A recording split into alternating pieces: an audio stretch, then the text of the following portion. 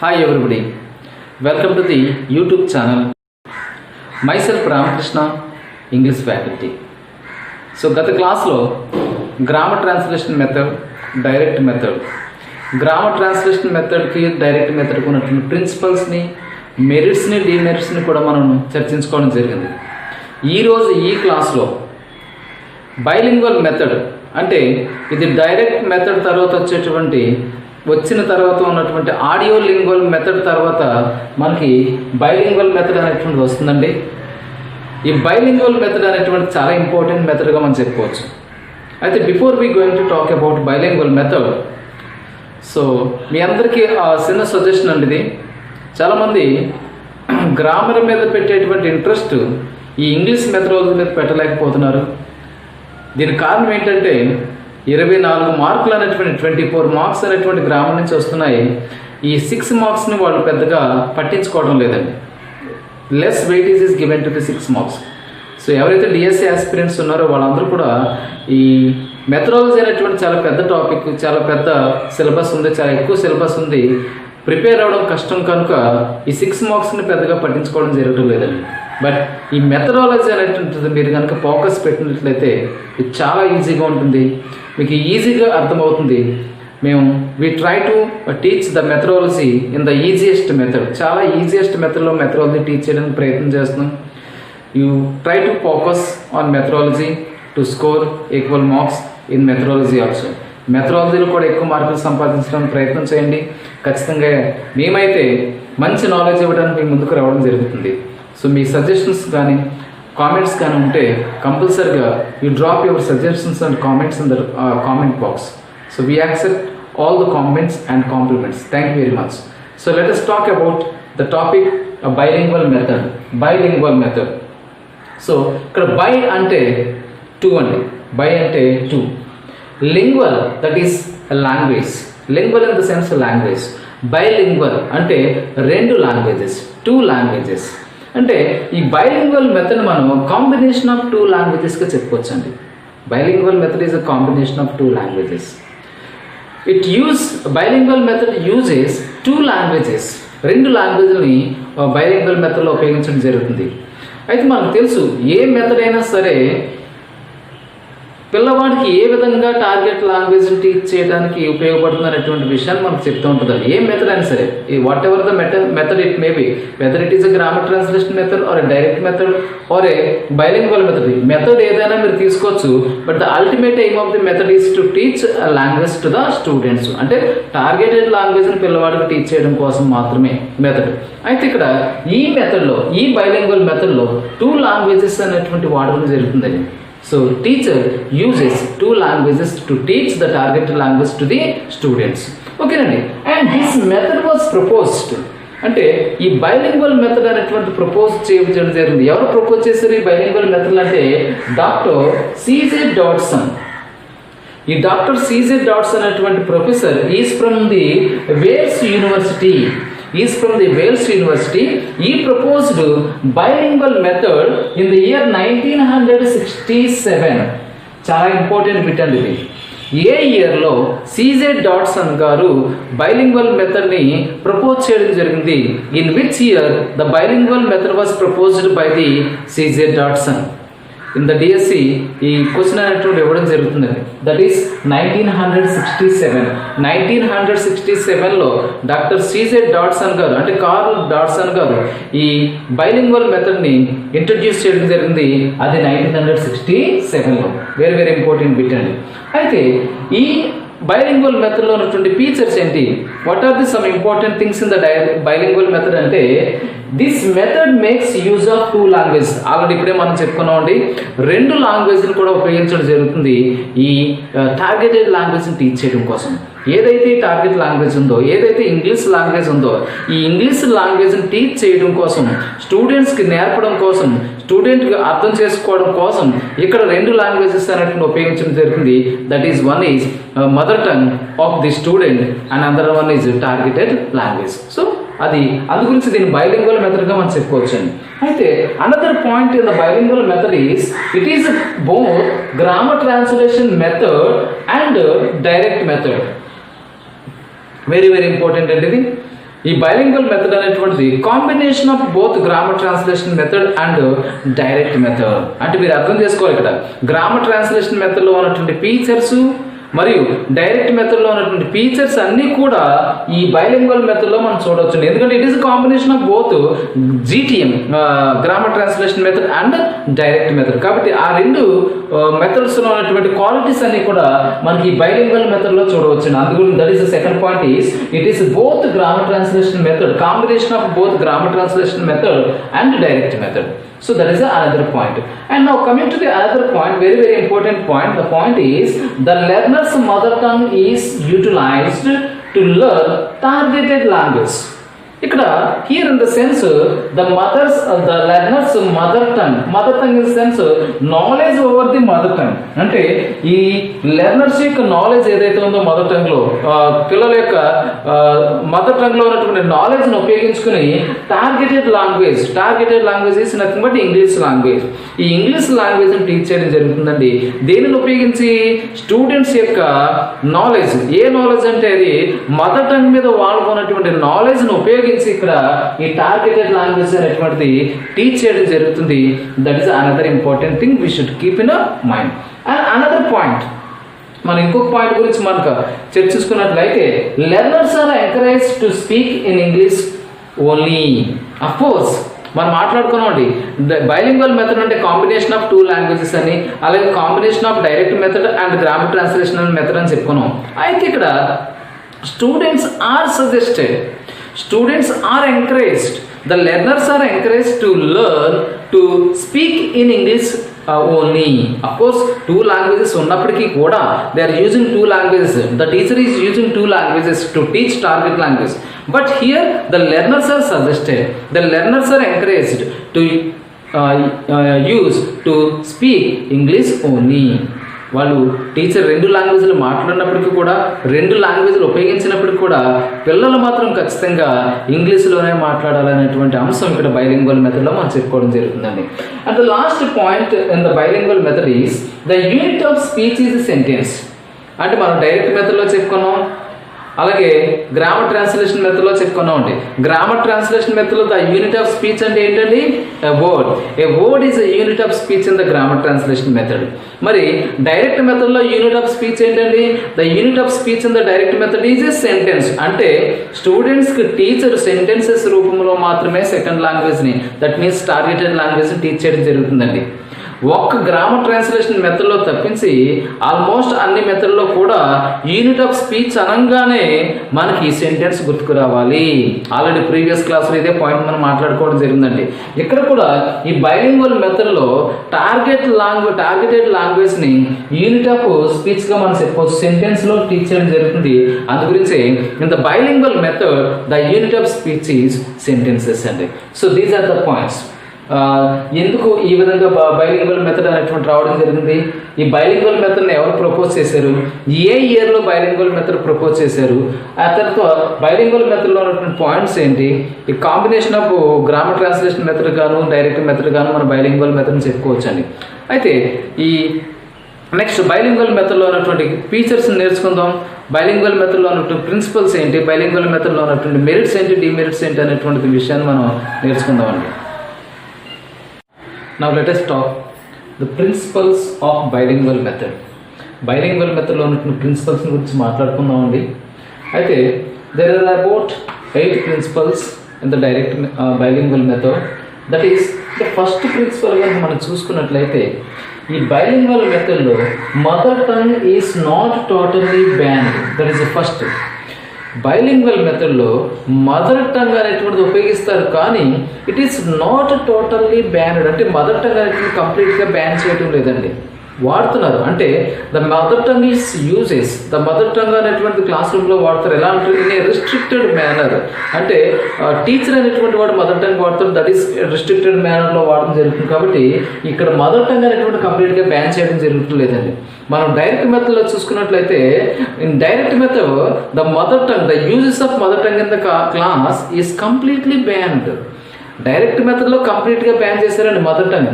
But ఇక్కడ bilingual మెథడ్లో కంప్లీట్గా బ్యాన్ చేయలేదు, అంటే టోటల్గా బ్యాన్ చేయలేదు. బ్యాన్ చేశారు కానీ టోటల్గా కాదు అని ఇక్కడ మనకు అర్థమండి. ఓకేనండి. Another point is, another principle of the bilingual method is the teacher uses mother tongue in a restricted manner. ఇప్పుడే చెప్పుకున్నామండి, అంటే టీచర్ మాత్రం ఈ బైలింగ్వల్ మెథడ్లో తన పిల్లలకి టార్గెటెడ్ లాంగ్వేజ్ టీచ్ చేస్తున్నప్పుడు ఈ మదర్ టంగ్ అనేటువంటి హెల్ప్ తీసుకోవడం జరుగుతుంది. అది కూడా చాలా రెస్ట్రిక్టెడ్ మేనర్లో టీచరు ఈ మదర్ టంగ్ను వాడడం జరుగుతుంది. ఎందుకు ఈ మదర్ టంగ్ను వాడాల్సిన పరిస్థితి టీచర్కి వస్తుంది ఈ బైలింగ్వల్ మెథడ్లో అంటే, sometimes as an English teacher to teach some difficult sentence patterns or sometimes important idioms and phrases. కొన్ని సందర్భాల్లో idioms phrases as it is English translation చేసినప్పుడు స్టూడెంట్స్కి అది అర్థం కాకపోవచ్చు.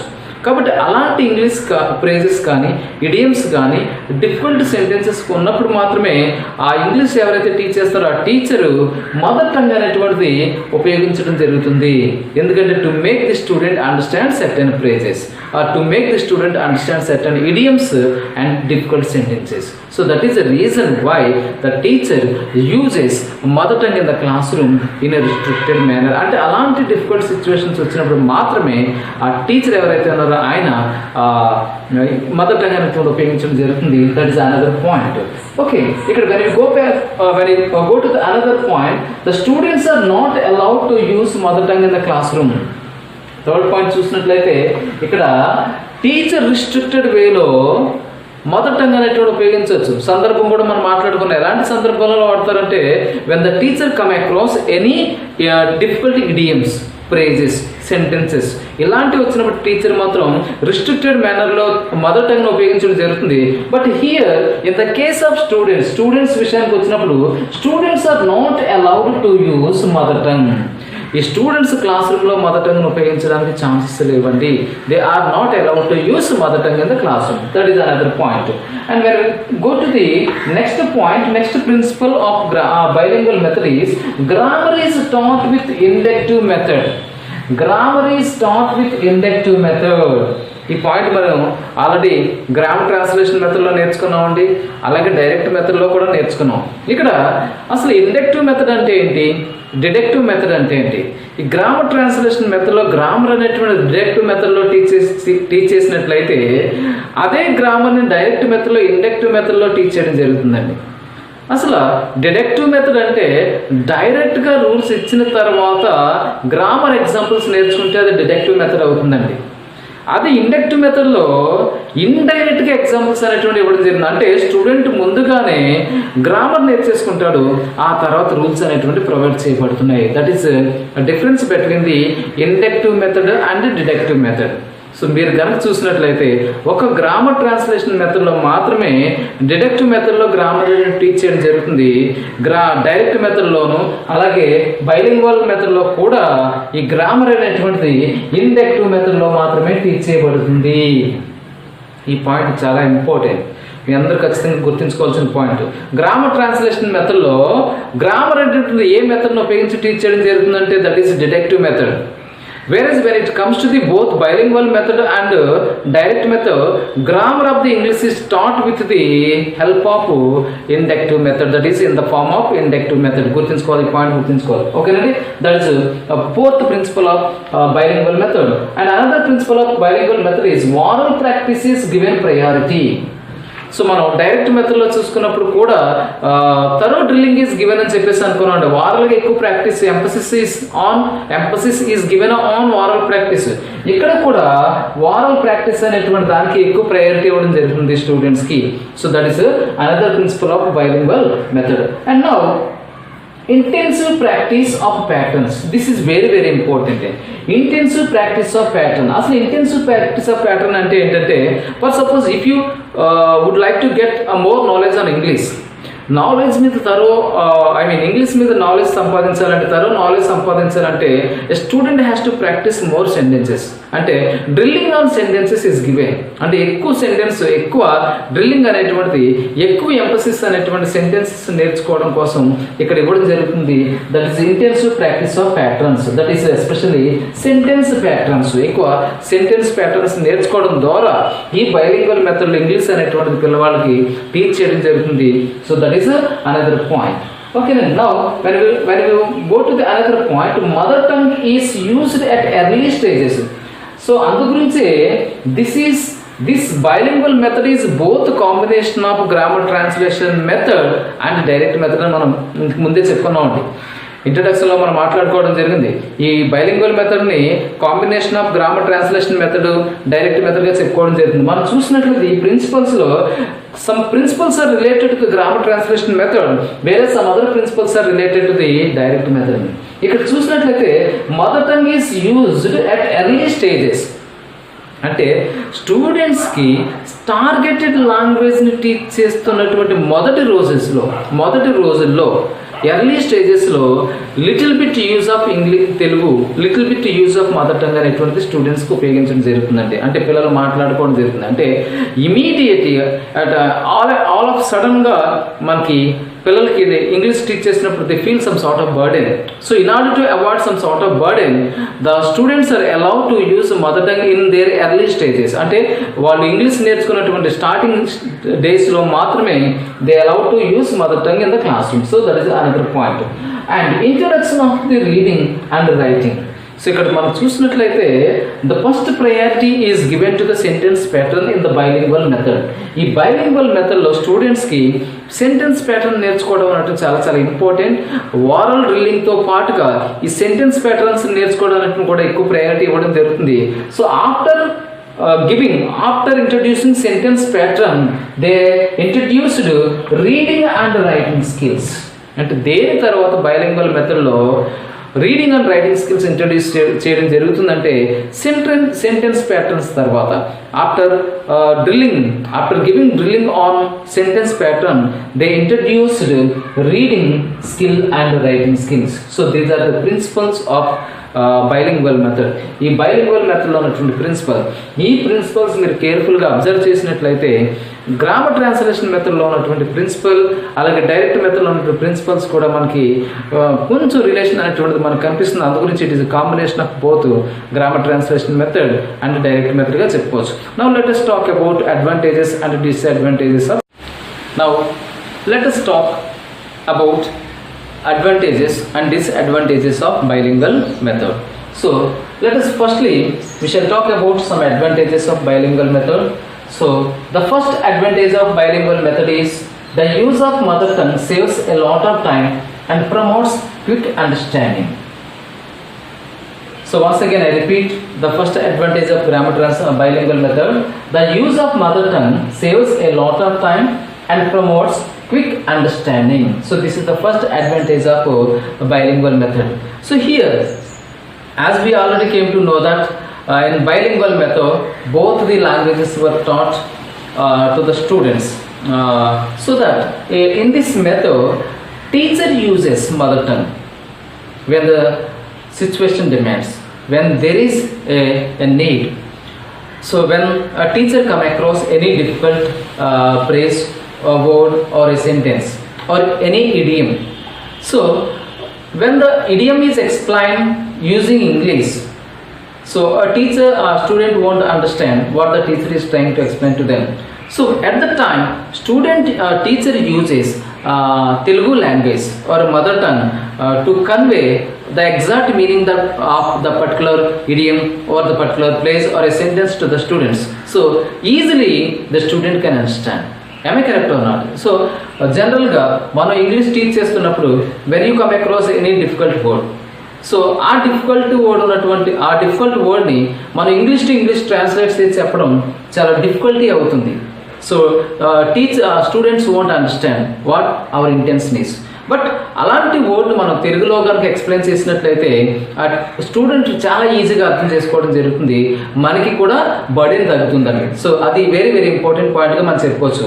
So that is the first point. అంటే ఇక్కడ the use of mother tongue saves a lot of time. So అలా సింపుల్గా తెలుగులో ఆ డిఫికల్ట్ వర్డ్ యొక్క మీనింగ్ని తెలుగులో చెప్పడం ద్వారా మనకు టైం సేవ్ అవుతుంది. At the same time the students can understand very easily. అందు గురించి ఇట్ ప్రమోట్స్ క్విక్ అండర్స్టాండింగ్. టక్ మన స్టూడెంట్ అర్థం చేసుకుంటాడు. మన కాన్సెప్ట్ ఏదైతే ఉందో అది స్టూడెంట్ మైండ్లోకి ఇంజెక్ట్ అవుతుంది వెరీ ఫాస్ట్గా. కాబట్టి ఇక్కడ మదర్ టంగ్ ఉపయోగించడం అంటే ఎక్కువ టైం సేవ్ అవుతుంది, అంతేకాకుండా స్టూడెంట్ ఈజీగా అర్థం చేసుకోవడం జరుగుతుంది. కాబట్టి that is the first advantage of bilingual method. Another advantage is teachers library save. చూడండి, ఇక్కడ టీచర్స్ లైబ్రరీ అనేటువంటి సేవ్ అవుతుంది. ఎందుకంటే టీచర్ ఎక్కువ కష్టపడాల్సిన అవసరం లేదు. ఎందుకంటే ఇక్కడ ఎలాంటి డిఫికల్ట్ వర్డ్స్ వచ్చినప్పటికీ, ఎలాంటి డిఫికల్ట్ సెంటెన్సెస్ ఫ్రేజెస్ ఉన్నప్పటికీ వాటిని టీచరు తెలుగులో ఎక్స్ప్లెయిన్ చేస్తూ ఉంటాడు. కాబట్టి ఈ doesn't find any difficulty in explaining difficult words to the students. So that is very very important. కాబట్టి ఈ టీచర్స్ లైబ్రరీస్ సేవ్డ్ అంటే టీచర్ పెద్దగా హార్డ్ వర్క్ చేయాల్సిన లేదు. And another point, it suits all type of teachers. This is very very important point అండి. So గత క్లాస్లో మనం చూసుకున్నట్లయితే ఈ గ్రామర్ ట్రాన్స్లేషనల్ మెథడ్లోను డైరెక్ట్ మెథడ్లోనూ చాలా డిఫరెంట్గా ఉంటాయి. గ్రామర్ ట్రాన్స్లేషన్ మెథడ్ అనేటువంటి యావరేజ్ టీచర్ కూడా చెప్పేయగలండి. గ్రామర్ ట్రాన్స్లేషన్ మెథడ్లో యావరేజ్ టీచర్ కూడా చాలా ఈజీగా చెప్పేస్తాడు. బట్ అదే డైరెక్ట్ మెథడ్ అనేటువంటిది average teacher cannot teach. Direct మెథడ్ను ఉపయోగించి టార్గెటెడ్ లాంగ్వేజ్ పిల్లలకు టీచ్ చేయడం అనేటువంటిది it is difficult for the average teacher. But ఈ బైలింగ్వల్ మెథడ్ కనుక చూసుకున్నట్లయితే this bilingual method is suits for all type of teachers. అన్ని రకాలైనటువంటి teachers, all categorized teachers can teach English using bilingual method. కాబట్టి and it is also not burden to them. ఈ teaching targeted language using bilingual method is not difficult for them, is not burden to the all the categorized teachers. That is also another point. And now it is an interesting method. Students are active. So this is also very very interesting method like direct method, and as same as direct method students are also very active in this method. ఎందుకంటే ఇక్కడ teacher అవసరమైన సందర్భాలలో Telugu language restricted వేలో వాడుతున్నాడు. కాబట్టి it helps students to understand very easily, so that the students are very active in this method and very interesting method to the students also. And another point, it promotes fluency and accuracy in English. Really, ఎందుకంటే they don't have any chance to think in Telugu language like grammar translation method. Grammar translation method లాగా students Telugu ఉపయోగించడానికి chance లేదు. They have given a chance to think in English. ఖచ్చితంగా వాళ్ళకి ఇంగ్లీష్లో ఆలోచించడం కోసం మాత్రమే ఇంగ్లీష్లో మాట్లాడాలి, ఇంగ్లీష్లో థింక్ చేయాలి. కాబట్టి they develop gradually they develop fluency in English language and also they find some sort of accuracy using English words. So right intonation తెలుసు, ఒక వర్డ్ని ఎగ్జాక్ట్గా ఎలా ప్రొనౌన్స్ చేయాలి, యూజింగ్ ఇంటోనేషన్, స్ట్రెస్, ఆ విషయాలన్నీ కూడా ఈ బైలింగ్వల్ మెథడ్లో స్టూడెంట్స్ ఖచ్చితంగా నేర్చుకుంటారు. కాబట్టి they come to know the fluency in English and also accuracy in English. And another point, it is suitable to all the type of the schools. So all the type of the schools in the sense we find schools located some rural areas, similarly in some urban areas. Schools జనరల్గా చూసుకున్నట్లయితే rural ఏరియాస్లో ఉంటాయి, కొన్ని schools urban ఏరియాస్లో కూడా మనం చూడడం జరుగుతుంది. అయితే teaching targeted language, teaching foreign language to the rural background students is very very difficult because they don't know a fundamental awareness, they don't know basic knowledge on English. So in such cases teaching English to the students who are not having basic knowledge over the English is very very difficult. But అదే కనుక మనం urban ఏరియాస్లో చూసుకున్నట్లయితే కొంచెం develop అయిన ప్లేసెస్గా మనం చెప్పుకోవచ్చు. ఎంతో కొంత పిల్లలకి ఇంగ్లీష్ మీద అవగాహన ఉంటుంది. కాబట్టి teaching English to them is somewhat better comparing to the teaching English to the rural area background students. I correct. But ఈ bilingual method ఉపయోగించి a teacher can teach very easily even to the rural area background schools, simultaneously urban area background schools. This is how this method is useful for rural area schools and urban area schools. This is also very very important point. And the last point, the last advantage of bilingual method is they think in English. As we already came to know that they don't have any chance to think in Telugu, they don't have to speak in Telugu in the classroom, so only the teacher has a chance to speak in Telugu when there is a need. So that డైరెక్ట్గా student అనేటువంటి వాడు ఇంగ్లీష్లోనే మాట్లాడతాడు, ఇంగ్లీష్లోనే ఆలోచిస్తాడు, ఇంగ్లీష్లోనే think చేస్తాడు. కాబట్టి ఖచ్చితంగా the develop fluency in English and also accuracy in English. So these are the some advantages of bilingual method. Okay, now let us talk about some disadvantages of bilingual method. So ప్రతి మెథడ్కి కూడా మన advantages disadvantages ఉంటాయి. So అలాగే ఇప్పటి వరకు మనం bilingual మెథడ్లో advantages మాట్లాడుకున్నాం. Now let us talk about some disadvantages of bilingual method. Now here I mentioned some limitations of bilingual method.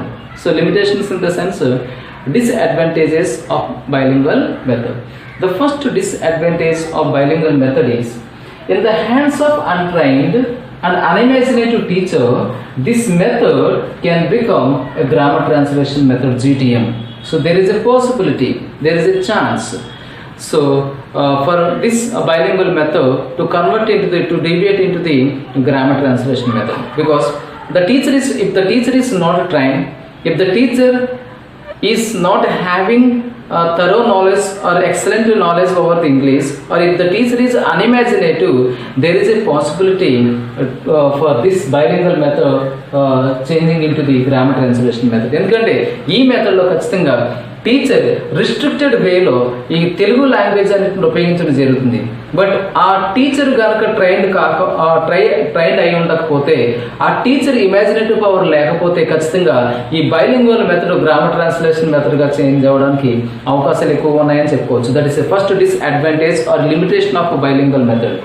So another limitation or disadvantage of bilingual method is the purpose of teaching English is not to make a comparative study. So this is really very important.